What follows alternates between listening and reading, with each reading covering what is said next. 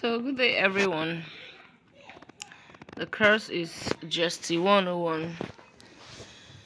That is use of English 1. And the topic says homophones, homographs, homonyms and polysemy. And my name is Chiagozie Eburuaja. So just like human beings, words have families. And in certain families, there are people that look alike, people that behave alike, people that look alike yet they behave differently, and the rest of them. In English language, there are intralingual issues. This simply means that there are problems inherent in the use of the English language, especially for the second language learner of English. Okay, talking about words having families, there are words that sound alike, yet they have different spellings. There are words that are spelled alike, yet they do not sound alike. Then these relationships that we find in words is what we call lexical relations or word relations. The first one is homophones. The first relationship between words is what we call homophones. Homophones simply put are words that sound alike. That's words that have the same pronunciation. They are pronounced alike, yet they have different spellings and they have different meanings. Okay, this relationship in homophones is found in their pronunciation. Homophones are related in pronunciation. They sound alike, which simply means that they sound alike. We have some examples here. We have flour and flour. That's the flour we used to bake. Then flour as in rose flour, hibiscus flour, and the rest of the flours. Then we have sweet. That's a certain kind of taste. And sweet as in a hotel. Then we have horn. Okay, like a horn, like a car horn. Then horn as in to hone your skills. That's to become better at your skill. Then we have him, the pronoun for a male. Then hymn as in a song. Then we have morning, like when you're bereaved. Then morning as in day and time. Then we have maid as a kind of a job, like a housemaid. Then maid, what something is made of. Then the rest of them, we have buy and buy and buy. We have border. We have allowed and allowed, bell and bell, raise and raise, grown and grown, gates and gate. That's a certain kind of way people walk.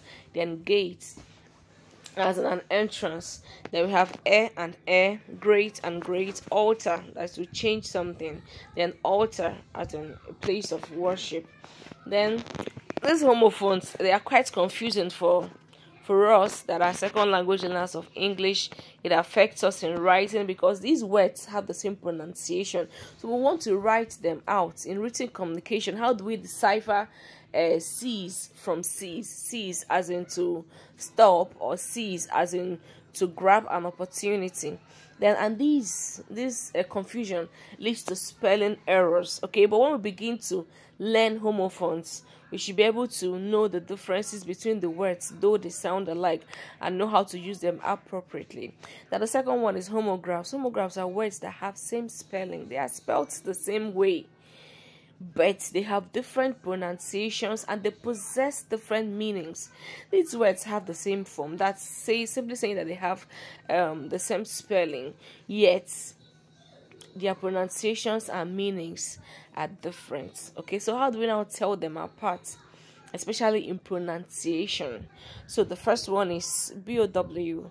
Under BOW we have bow and we have bow. The second one is wound and wound. The third one is lead and led.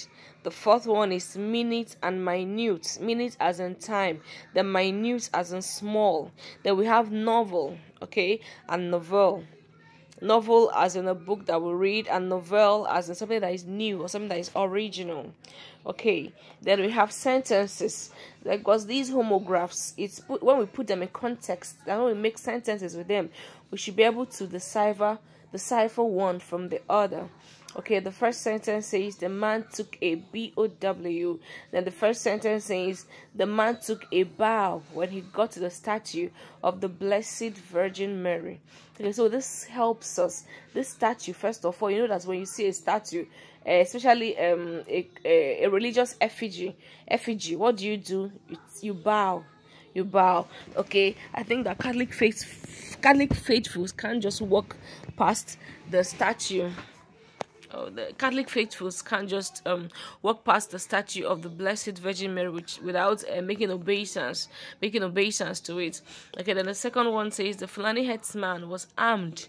Of course, when you hear Fulani headsman, you sense danger. Okay, so the Fulani headsman was armed with a bow. Of course, you know it's not being armed. Of course, that word armed itself should tell you that it's not a bow, that it's a bow, an arrow. Okay, the second example says AGAPE, which could be agape, as in Christ's love for us is agape love, or agape. Okay, that's to keep something open. The price of foodstuff in the market always leave my mouth agape. So we have agape, then we have agape. Okay, the third one says wound and wound. Okay, the wound has festered. Of course, when you see that in festered, you know that it's not wound, that it's wound.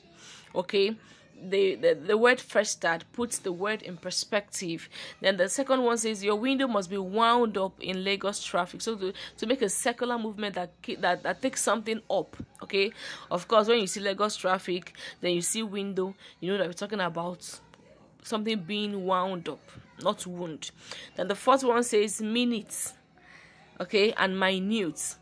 The minutes of the meeting. Of course, when you see meeting, you know that it's minutes of the meeting will be read by the secretary.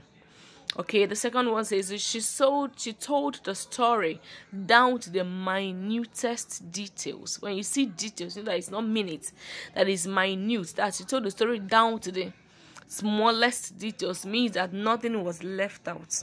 Then the third relationship is homonyms. Homonyms are words that possess sameness in spelling, sameness in pronunciation. Okay, this time around they are same in spelling, they are same in pronunciation, but they are different in meaning. Examples: the first one is bat. Bat could be a nocturnal bird, that's birds that fly at night. Bat could also mean a sports equipment. Okay, then spirits, that could be an alcoholic beverage, could also be a supernatural being. Okay, then 3, pupil. Pupil could mean a student, could also mean a primary school student, could also mean a part of the eye, of the human eye. Okay, then gay. Gay means a state of happiness, also means being in a same-sex relationship. Then ground means the surface of the earth that we walk on. It's also the past tense of grind. Then generally speaking, this homonym is an umbrella term. It's an umbrella term that's for homographs and homonyms. This simply means that it covers both homographs and homonyms. Okay, a quick recap of the definition. Definition says that homonyms are words that possess sameness in spelling. You see that one covers homographs. Then sameness in pronunciation, that one covers what? Homophones. But they have difference in what? In meaning. So back to what I was saying earlier, homonym is an umbrella term for homographs and homonyms. Okay, they have sameness in pronunciation, which covers homophones, sameness in spelling, which covers homographs, but many authors make the distinction between homophones and homographs to make it clearer. That was why I separated homophones and homographs both in this presentation and also in the text, in the recommended text. Then the last one is polysemy. Polysemy simply means an extension of words. All the words in the polysemous group, they are all unified in meaning, though the words have an extension. Okay, but in meaning they are unified. They have unity. There's something we call unity in diversity. Okay, the first one is head. We have head of the house, we have head of the department, we have head teacher, the human head, head of the machete. Okay, so you see that in all of these, head of the house, head of the department, head teacher, head boy, head girl, and so many other heads that we know of, head of the table and the rest of them. The unity in this meaning of words is leadership.